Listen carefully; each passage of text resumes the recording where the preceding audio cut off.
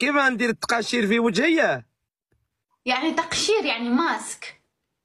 كيف ندير التقاشير ولا؟ يعني تقشير للبشرة. لا لا انا ما نقشرش، هذه كي حسبت انا وجهي ولا حبكم مساره هذه.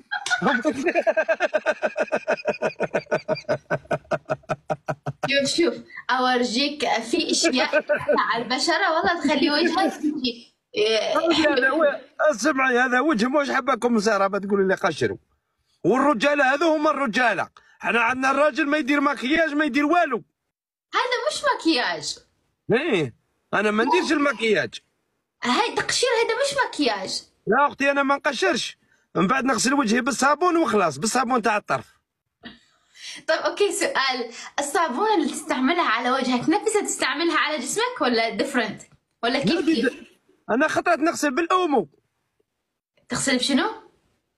بالعومو. بالعومو. بالاومو بالايزيس. لو البارح دوشت بالايزيس.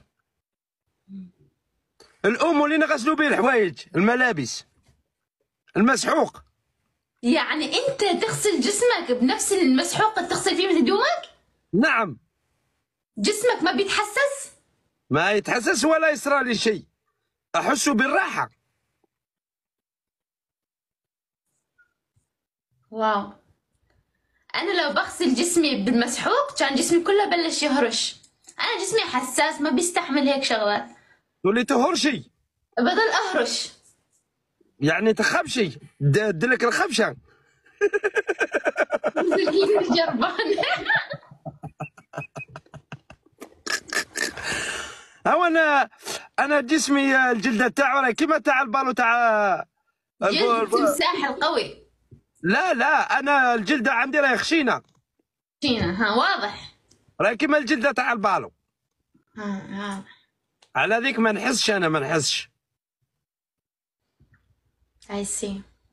وانت اكيد تحكي بالحجره ولا ماكش تحكي بالحجره؟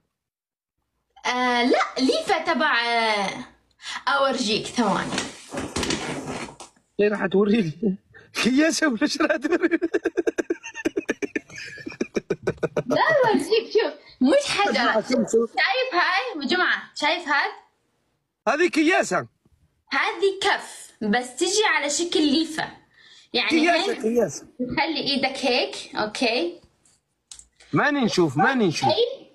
اي شيء انت يعني بتغسل فيه جسمك، مثلا صابون اي شيء، وبتعمل هيك بتقشر الجلد وبتخلي الجلد ناعم. لا مش حجر. احنا وين عايشين بيا زمن نستعمل الحجر؟ نستعمل هذا. انت بقى كرعك بقى تحكيهم، ما تحكيهمش بالحجره. لا الحجره تأذي، هذا مصنوع للجسم.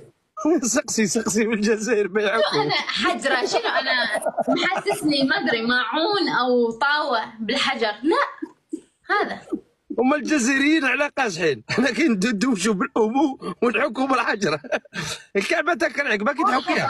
التطور ما بيصير هيك. شوفوا كتبوا الامازون راح يطلع لكم رخيص.